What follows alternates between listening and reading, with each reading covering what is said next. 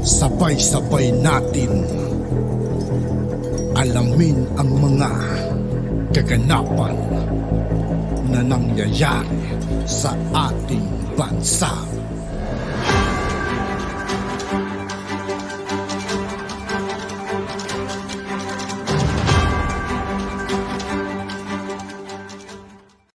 Yo, what's up mga kaibigan? This is Aituki po again. Ngayon nandito naman ulit tayo sa channel ni Banat News Updates. Dito naman ulit tayo magbibigay ng komento at reaksyon. Kaya samahan nyo guys. Let's go! Leader ng House of Representatives yung impeachment. Sinagot ito ni Majority Floor Leader Dalipe at saka ni Congressman Erwin Tulfo na fake news daw. So fake news si Castro. O ngayon, eto na naman. Anong sabi ni Castro ulit? Ulitin lang natin. HOR may soon start deliberating at the committee level a resolution in favor of ICC's investigation. Ano yan? Fake news ulit?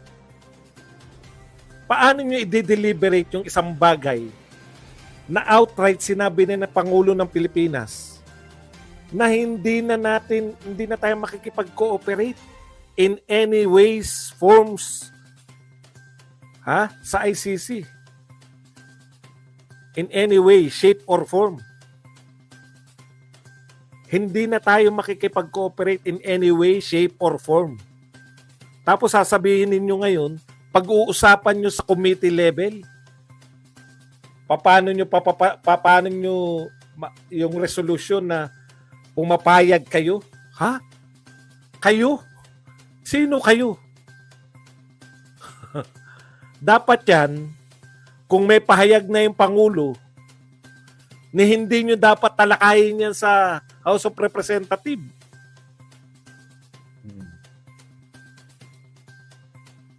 Dahil yan po, no? Yan pong pagtalakay dyan ay simpleng undermining o pinapawalang anong tawag doon? Hindi nyo kinikilala yung pronouncement ng Pangulo ng Pilipinas. Bakit po nyo hindi kinikilala sa House of Representatives yung Pangulo sa Pilipinas sa Pangulo ng Pilipinas?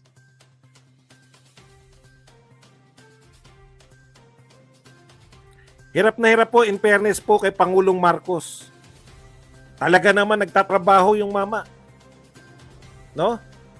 Dapat kayo sa House of Representatives, sayang naman kung yung tinatrabaho ng Pangulo, kung hindi kayo susuporta sa kanyang mga kagustuhan. Sayang naman yung pagiging super majority nyo. Pinagmamalaki nyo nga, naglipatan na, di ba? Naglipatan na yung mga PDP laban. Is either sa partido ni Martin, Lakas, CMD, o sa partido mismo ni Pangulong Marcos, Partido Federal. Nagpapakahirap po yung Pangulo natin dun. May mga side po siyang mga ginagawa, side meetings. No? Nagpapakahirap po siya na makipag-side meeting dun. Ngayon, kakausapin niya naman si Xi Jinping para matahimik na rito sa West Philippine Sea. Siguro naman, igagalang nyo na yung Pangulo pag sinabi niya na magkaibigan sila ni Xi Jinping. Kasi pinasasamahan nyo po si Duterte, pro-China eh. Hindi po namin sasabihin na pro-China yung Pangulo natin pag nakipagkaibigan po siya sa China. Dahil ang uso po ngayon sa mundo, makipagkaibigan sa China. Nire-real to ko po kayo. Kawawa naman to si Pangulong Marcos.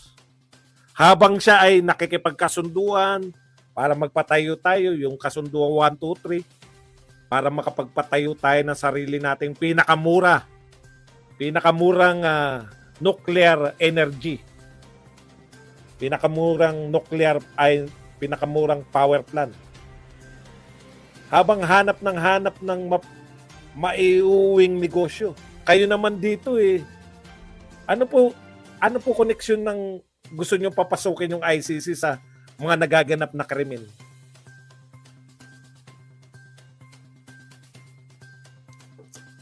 Dapat yan outright, katulad ng sinabi ninyo. No? Ito, real talk lang ha. Dapat yan outright. Yung leadership ng Kamara, pangalawa na Una, yung impeachment. Dapat yan, hindi nyo kaya si Castro. Ganun kalakas si Castro talaga. Sinabi nyo na fake news o sinundan pa. ICC naman ngayon ang gusto. Ina-undermine ni Castro yung presidente ng Pilipinas. Anong gagawin nyo, HOR? Sakop nyo yan.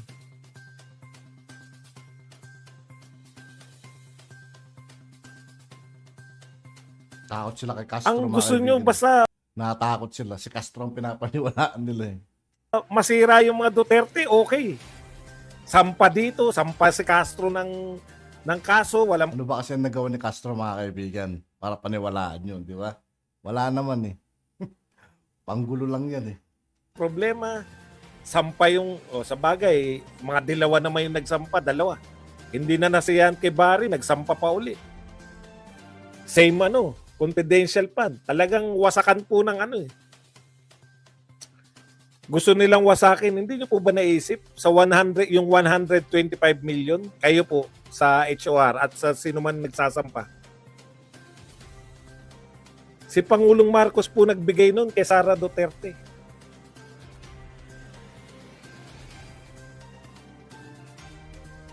Si Sara Duterte lang ang sinasampahan nila ng kaso dahil inuunan lang nilang mawasak na yung mga Duterte. Sa tingin nyo, tatantanan kayo nitong mga dilaw?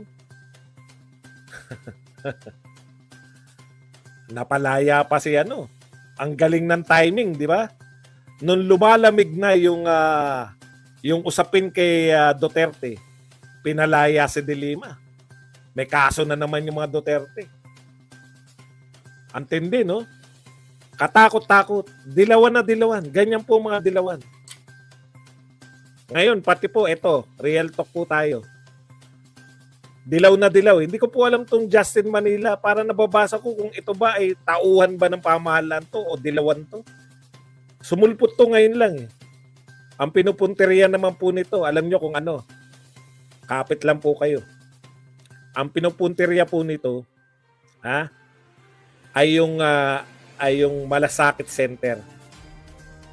Grabe, pati Malasakit. Alam nyo yun, yung wala kayong kayang itapat sa mga proyekto, sisiraan nyo na lang yung proyekto. Sabi po nitong Justin Manila.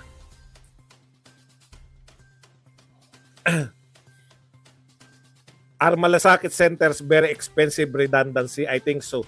Malasakit Center are basically a rebrand of social assistance offices. Yes. Even before the legislation, there's a office you can go to ask for government assistance. So, ang sinasabi nitong Justin Manila na to, na dapat wala na yan. Redundancy lang daw yung redundancy lang daw yung Malasakit Center. Alam niyo po, ilang panahon lang po, buwan pa lang po, o isang taon pa lang po nakakalipas. Ipinagmamalaki po yung Malasakit Center. Ngayon, sisiraan na lang. Ganun po ang tendency Pag walang proyekto, siraan na lang yung magagandang proyekto. Dilaw na dilaw, di ba? Correct. Wala po ako nakikitang masama sa Malasakit Center. Marami na po natulungan. Hindi po ako nagpupunta ron kasi hindi po pwede. Para sa mahirap, para po yun sa talagang ang problema kasi dyan yung, di ba, kukuha ka muna na indigent ka bago ka matulungan. Hindi po para sa lahat yan. Para lang po sa walang-wala. Totoo po bang walang natutulungan yung Malasakit Center? Bakit po pati Malasakit Center ay pinupunterian ninyo? Tandaan po ninyo, basta tinira po yung magandang proyekto, alam na yan. Hindi nila kayang gawin nung panahon nila. Hindi ko alam kung dilawan tong tao na to. Lahat ng nito, duda ko rito kasi pinupuri niya yung mga BBM. Pinupuri niya yung mga proyekto ni Tambi. Malamang Tambi ano to eh. Bakit nyo titirahin yung malasakit, Senator?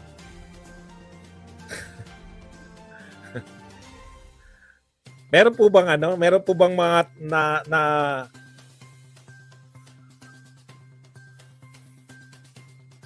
pati malasakit center, tapos busy kayo katitira, pati PTA, hindi po nasisira. Po nasisira si Sara Duterte dahil sa pagbanat nyo sa PTA. Dahil hindi pa po tayo tao, may PTA na. Hindi nyo binabara yung mga nagsasalita na tanggalin na yan.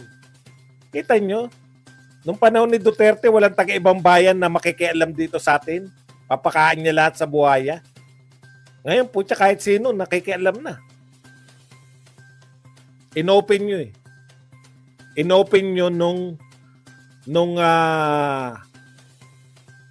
paano tayo na-open sa pakikialam ng ibang bayan? Nung kayo ay nanghingi ng tulong sa ICC. At yun nga po mga kaibigan, dito po nagtatapos ang ating reaction video. Muli ako po si I2K ng Sundalo ng Dunggalo at 811. Maraming salamat sa patuloy na pagsuporta. Peace out.